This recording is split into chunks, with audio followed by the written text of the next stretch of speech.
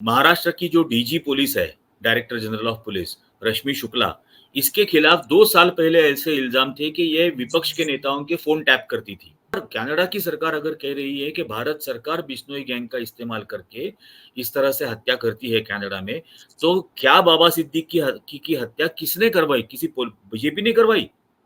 कौन है इसके पीछे? अजित डोवल ने माना कि हाँ, बिश्नोई गैंग ये कैपेबिलिटी रखती है कि वो देश के बाहर भी इस किस्म से हत्याएं करवाए। अब ये कैपेबिलिटी बढ़ी कब? जब वो जेल में था पिछले 10 साल से गुजरात पुलिस की निगरानी में। ये जो बिश्नोई है, ये 21 साल की उम्र में पकड़ा गया था। ये गुजरात के साबरमती जेल में है और 21 साल में पकड़ा गया। 10 साल पहले, आज 31 साल का है। 10 साल अपनी जिंदगी के ये साबरमती जेल में है। भारत सरकार बिश्नोई गैंग की मदद से कनाडा के भीतर हत्याएं कर रही है। बाबा सिद्दीकी की इमेज एक गुंडे के तौर पे नहीं थी। वो बहुत खुशमिजाज थे, बहुत हंसमुख नेता थे, और कभी किसी को धमकाया या किसी से पैसे ऐंठे, इस किस्म की कभी उनके साथ कोई कंट्रोवर्सी नहीं रही है।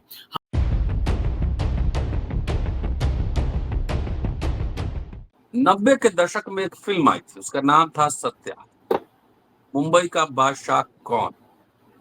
मुंबई देश की आर्थिक राजधानी है और अंडरवर्ल्ड का कैरेक्टर भी समय समय पर बदलता रहता। एक जमाना था हाजी मस्तान के नाम से मुंबई जाना जाता था। उस समय स्मगलिंग मेन काम था और इस पे कई फिल्म भी बनी। बाद में दाऊद इब्राहिम का जमाना आया। अंडरवर्ल्ड आप सब जानते हैं, दाऊद इब्राहिम देश छोड़कर भागना पड़ा। उसके बाद अंडरवर्ल्ड रियल एस्टेट और ड्रग्स के बिजनेस में आए, ऐसा कहा जाता है। और अब हाल ही में एक पॉलिटिकल मर्डर हुआ है बाबा सिद्दीकी का। नाम आ रहा है लॉरेंस बिश्नोई। भारत में खालिस्तान मूवमेंट हुआ, उसको भी कंट्रोल किया भारत ने। जम्मू कश्मीर है वो भी कंट्रोल हुआ। महाराष्ट्र का जो अंडरवर्ल्ड था वो भी कंट्रोल हुआ। तमाम ये सामने हमारे पास एग्जाम थे। इसी बीच महाराष्ट्र का चुनाव होना है।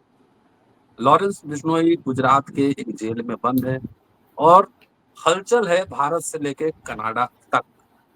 राजनयिक वापस हो चुके हैं एक दूसरे देश के और कई तरह के कयास लगाए जा रहे हैं। इसी बीच महाराष्ट्र का चुनाव, चर्चा होगी लॉरेंस बिश्नोई पर भी और महाराष्ट्र चुनाव पर।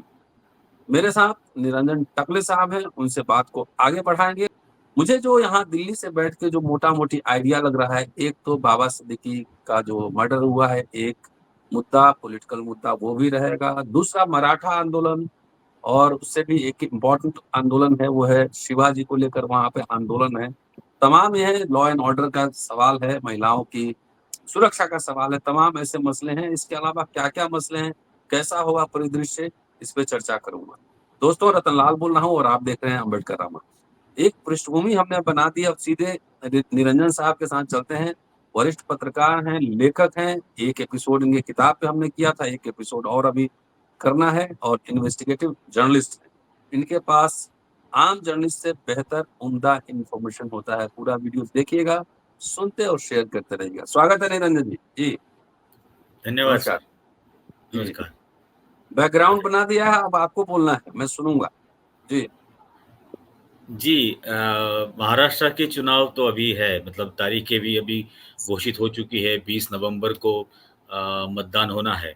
पहली बार ऐसा हो रहा है कि महाराष्ट्र में कई सालों बाद कि महाराष्ट्र में एक ही चरण में पूरा मतदान होगा। क्योंकि 3 महीने पहले पार्लियामेंट के चुनाव में भी 5 चरणों में महाराष्ट्र में चुनाव हुए थे। अब लोकसभा के का हो गया, लेकिन विधानसभा के चुनाव एक ही चरण में होंगे। 2 हत्याएँ हुई है। बाबा सिद्दीकी की जो हत्या हुई है, वो अजित पवार गुट के थे, खुद विधायक रह चुके हैं कांग्रेस के समय मंत्री भी रह चुके हैं। अभी उनके बेटे ज़ीशान सिद्दीकी वो right. Member of legislative assembly है। और उसके 15 दिन पहले भायखला एरिया जो है बम्बई का, वहाँ पर अजित पवार के गुट के ही जो वहाँ के तालुका अध्यक्ष थे, मुन्ना कुर्मी उनका नाम है, जो छगन भुजबल के बहुत ही करीबी थे। और साउथ मुंबई में अजित पवार की पार्टी और उसके पहले शरद पवार की एनसीपी इनको जिंदा रखने की पूरी जिम्मेदारी मुन्ना कुर्मी ने निभाई थी। तो उस मुन्ना कुर्मी के ऊपर 15 दिन पहले, बाबा सिद्दीकी के हत्या के 15 दिन पहले उसके ऊपर हमला हुआ। 3 जनों ने उसके ऊपर 84 टाइम्स उसके ऊपर वार किए, तलवार से, चॉपर से, ऐसे हथियारों से, और लगभग उसके टुकड़े कर दिए थे। और वो भी इसी किस्म से हत्या हुई थी, जिसकी वजह से बहुत बड़ा डर का माहौल उस पूरे एरिया में फैल चुका। इतना कि मुन्ना कुर्मी की वाइफ भुजबल के पास गई और अगर हमें न्याय नहीं मिला तो आपके घर के सामने आकर हम आत्महत्या करेंगे, ऐसा उन्होंने उनको बोला। तब जाके भुजबल पुलिस कमिश्नर से जाके मिले।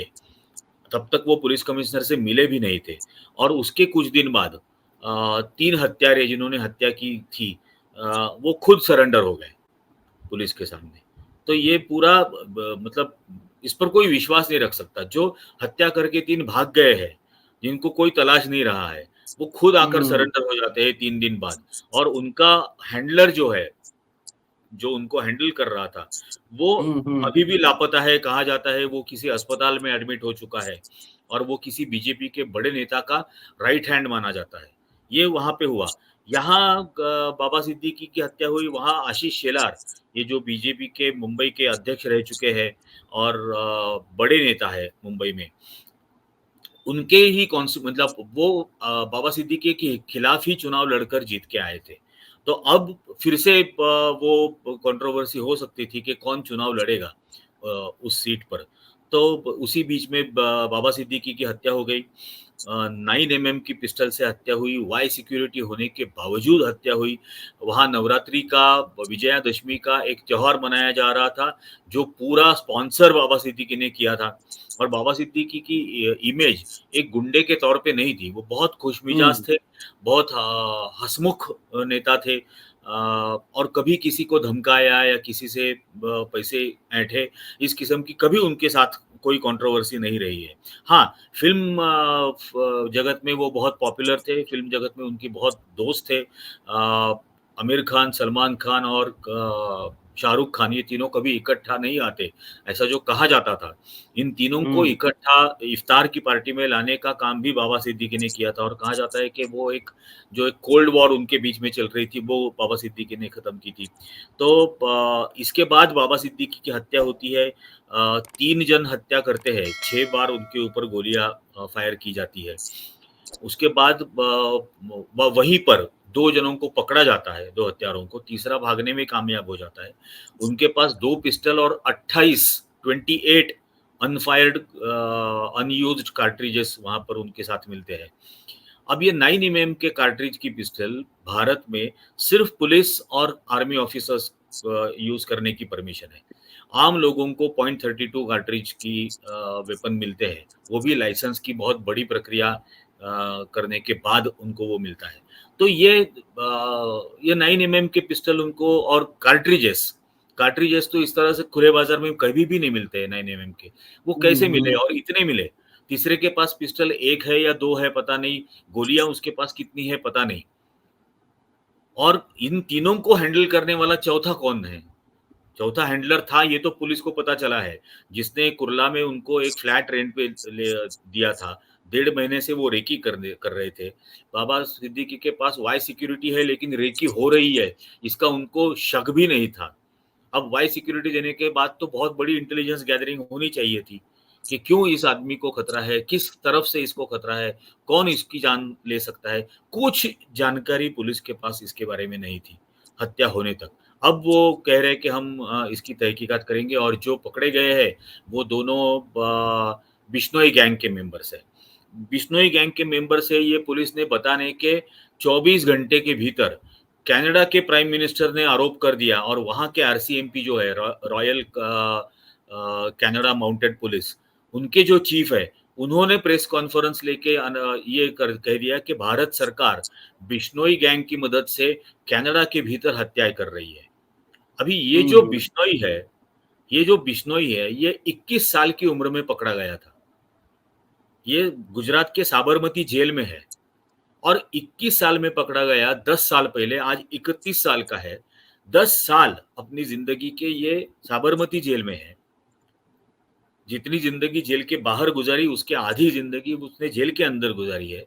जब वो पकड़ा गया था तब वो एक छोटा सा गुंडा था, हरियाणा के इलाके में वो उसकी गुंडागर्दी चलती थी। वो जेल में रहने के बाद उसने इतनी बड़ी अपनी गैंग बना ली कि अब वो इंटरनेशनल लेवल पे इस किस्म से हत्याएं करती है।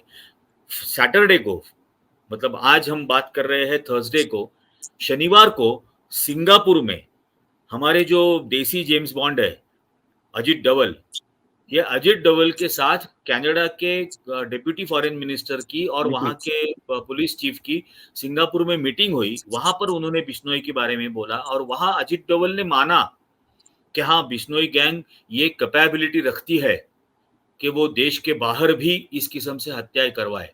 अब ये कैपेबिलिटी बढ़ी कब? जब वो जेल में था पिछले 10 साल से गुजरात पुलिस की निगरानी में। और भारत सरकार, कनाडा की सरकार अगर कह रही है कि भारत सरकार बिश्नोई गैंग का इस्तेमाल करके इस तरह से हत्या करती है कनाडा में, तो क्या बाबा सिद्दीक की हत्या किसने करवाई? किसी बीजेपी ने करवाई? कौन है इसके पीछे? और क्या इसकी वजह यह है कि अजित पवार गुट अलग निकलना चाहता है इस चुनाव से, तो उसको डरा धमका के कम सीटें लेने पर मजबूर किया जाए? ये इतनी बड़ी, मतलब डिजाइन है। जितने जवाब मिले हैं उससे ज्यादा तो सवाल इसमें खड़े हो जाते हैं। और हम्म। अगर ऐसा हो रहा है तो क्या, मतलब मुझे तो लगता है कि क्या बिश्नोई गैंग सरकार को चला रही है या सरकार बिश्नोई गैंग को चला रहा है? इसमें से कोई भी एक बात अगर सच है तो भी खतरनाक बात है ये। भारत एक लोकतांत्रिक देश है, इसे माफिया की तरह नहीं चलाया जा सकता। लेकिन ये हो रहा है। और अभी महाराष्ट्र के चुनाव जो आएंगे, महाराष्ट्र में पिछले 1 साल से इतनी इसमें कम्युनल टेंशन बढ़ा दी कि निरंजन साहब, इसको थोड़ा सा और कंटिन्यू करते हैं। जो जी, कनाडा में जो हत्या हुई, निज्जर की जो हत्या हुई, जो खालिस्तानी समर्थक बताया जाता है, विश्नोई से उसकी व्यक्तिगत रंजिश तो नहीं रही हो, वो कभी मिला भी कुछ नहीं भी हो। नहीं। हाँ, सलमान खान से तो चलिए हिरन का मामला एक समझ में आता है कि हिरन एक बीच में है इशू, लेकिन उससे तो कभी मुलाकात भी नहीं हुई, कोई इस तरह का पर्सनल रंजिश भी नहीं हुआ, कुछ नहीं हुआ। क्या वजह हो सकती नहीं वजह क्या है? मतलब ये सुपारी किलिंग है। बिश्नोई गैंग ने है? अच्छा। जाहिर है कि सुपारी ली और वो हत्या करवाई। और कनाडा के प्राइम मिनिस्टर प्रेस कॉन्फ्रेंस में अगर आकर इस तरह से बात कर रहे हैं, उनकी डेप्यूटी प्राइम मिनिस्टर ये कह रहे हैं कि हम ये मुद्दा G7 नेशंस के साथ भी उठाएंगे और भारत पर सैंक्शंस लाने की भी कोशिश करेंगे। हम्म। तो क्या क्या होगा इस लोकतांत्रिक देश का? अगर भारत पे सैंक्शंस आते हैं तो 24 घंटे में डॉलर 100 रुपए पे जाएगा और इसका खामियाजा किसे भुगतना पड़ेगा?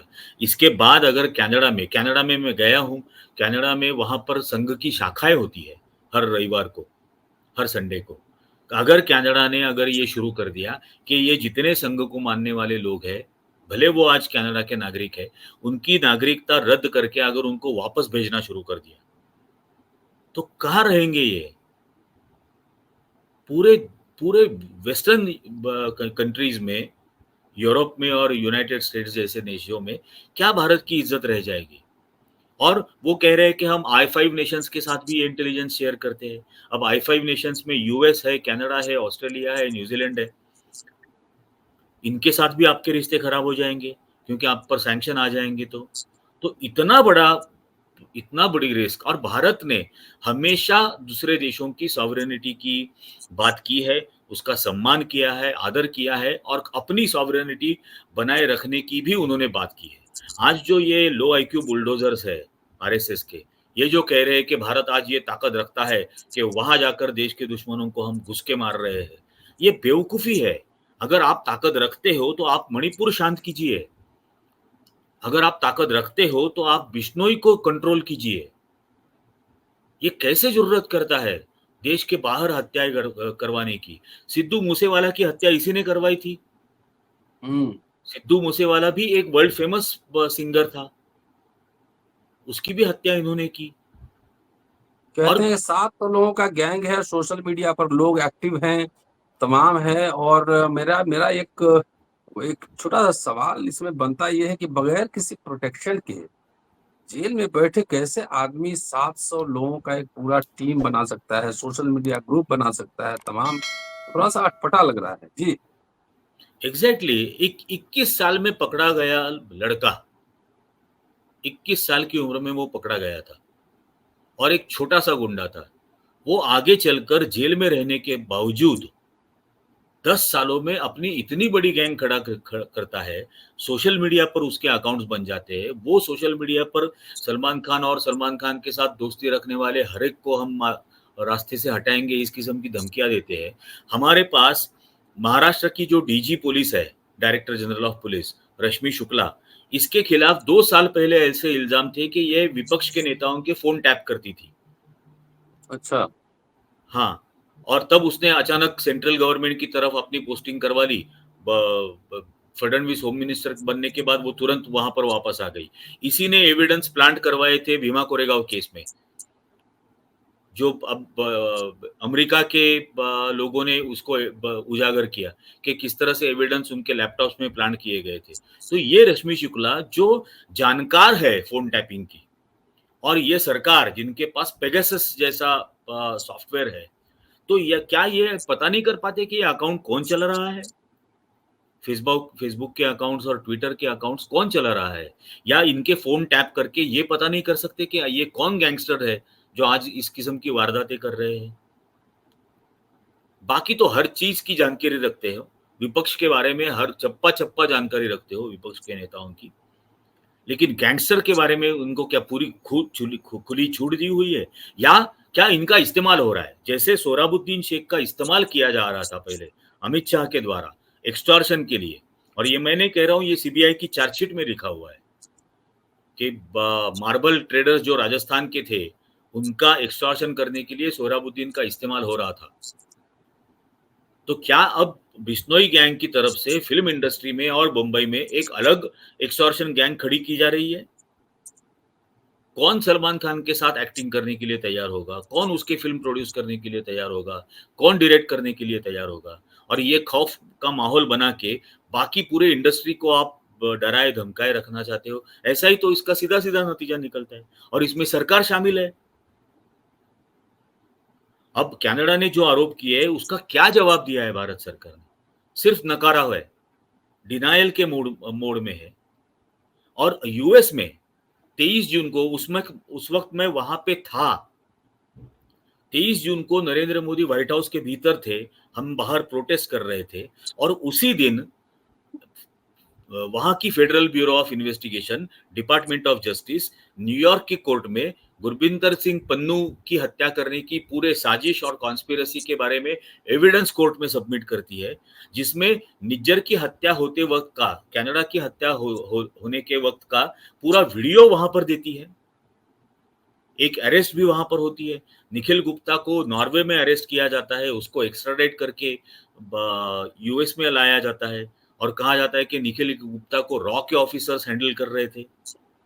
वो रॉ के ऑफिसर का नाम भी है। उसके बाद इस साल जब 19 तारीख को सितंबर को नरेंद्र मोदी फिर से एक बार अमेरिका गए थे, उसी वक्त वही न्यूयॉर्क का जुडिशियल कोर्ट उसी पन्नू की हत्या की साजिश में अजित डोवल के खिलाफ समन्स निकालता है, जिसकी वजह से अजित डोवल नरेंद्र मोदी के साथ जा नहीं पाते यूएस में। ये इतनी शर्मनाक सिचुएशन में इस सरकार ने लाके रखा है। अब एक पता नहीं आईजी इसका। पॉलिटिकल मर्डर तो ऐसे महाराष्ट्र में इस तरह से होता नहीं रहा है, उत्तर भारत में हमने देखा है। और एक आईजी की भी हत्या हुई थी करकरे।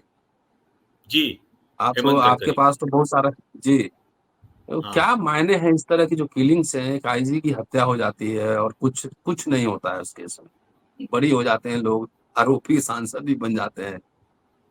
एविडेंस जी मैनिपुलेट किया गया सर।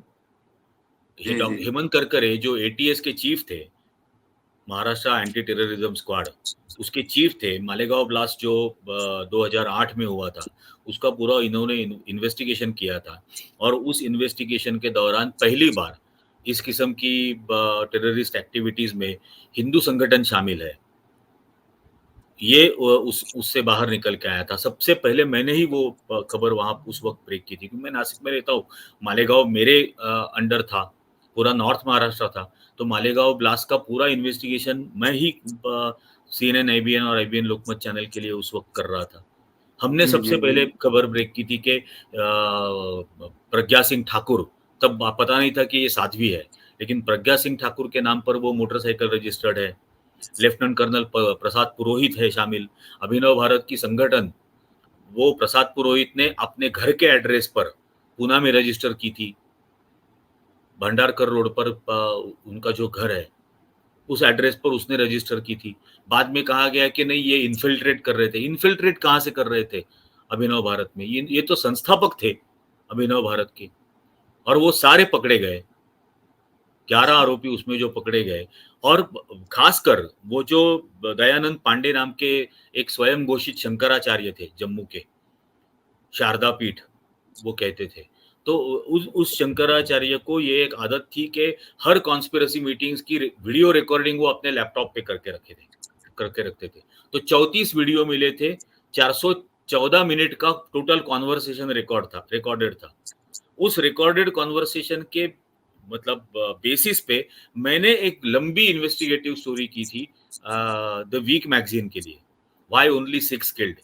जब प्रज्ञा सिंह ठाकुर हम्म। को पता चला कि उसकी बाइक का इस्तेमाल हुआ है इसमें, तो वो पहले नाराज हुई, और नाराज होने के बाद उसने वो रामजी कालसंगरा और संदीप डांगे को बोला, जो फरार आरोपी है, उनको बोला फोन पे कि मेरी बाइक इस्तेमाल की, तो अगर की तो सिर्फ 6 क्यों मरे? ये पूरा रिकॉर्डेड कॉन्वर्सेशंस है उनके, टेलीफोनिक कॉन्वर्सेशंस है, जिसकी ट्रांसक्रिप्ट, सर्टिफाइड ट्रांसक्रिप्ट कोर्ट में सबमिट की थी, वीडियो की ट्रांसक्रिप्ट कोर्ट में सबमिट की थी।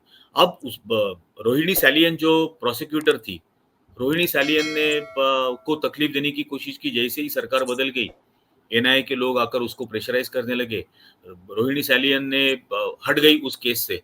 जैसे ही नया प्रोसिक्यूटर आया, उसने कहा कि वो जो पूरे वीडियोस थे, वो सीडी के ऊपर स्क्रैचेस आए हैं, जिसकी वजह से अब उसको हम एविडेंस के तौर पे सबमिट नहीं कर सकते।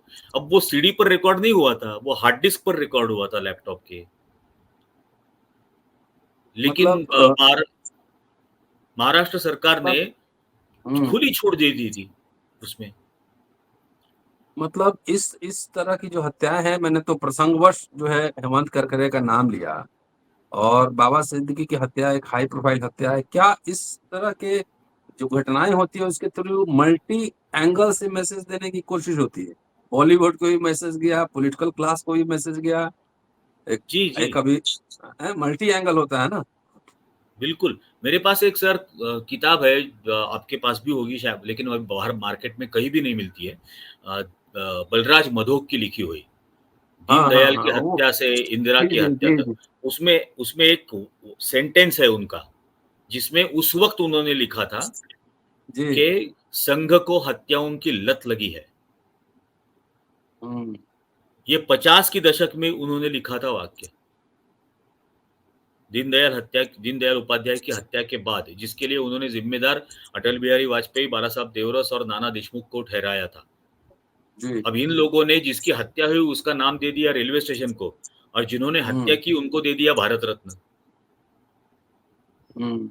नाना देशमुख और वाजपेयी को तो भारत रत्न दे दिया, और रेलवे स्टेशन को नाम मिल गया दीनदयाल उपाध्याय का।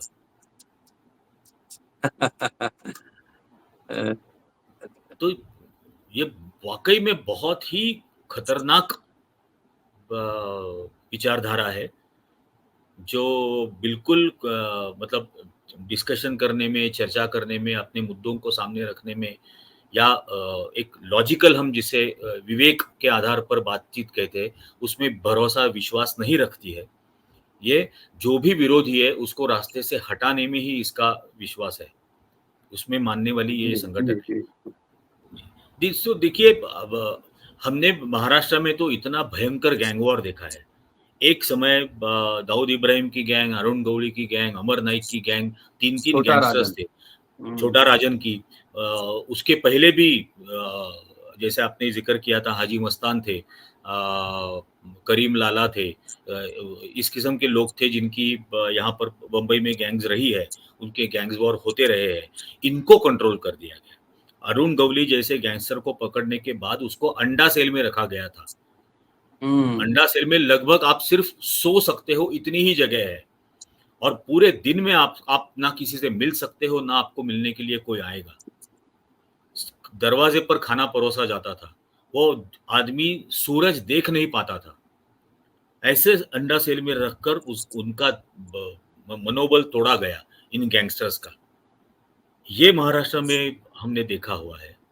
तो सिख आतंकवाद इतने चरम सीमा पर था, तब हमने उसको, भारत सरकार ने उसको कंट्रोल कर लिया। उस वक्त भारत सरकार ने कभी दूसरे देशों में जाकर उनके समर्थकों की हत्याएं नहीं करवाई। तो इतना टेररिज्म हैंडल किया हुआ है, इन्फिल्ट्रेशन हैंडल किया हुआ है, इंसर्जेंसी हैंडल की है भारत ने, जो नॉर्थ ईस्टर्न स्टेट्स में होती थी, ये सब हैंडल किया है, गैंग्स हैंडल की है। अब जो हो रहा है वो सरकार के समर्थन के बिना होना नामुमकिन है। सरकार के समर्थन से ही ये हो रहा है, अदरवाइज नहीं हो सकता है।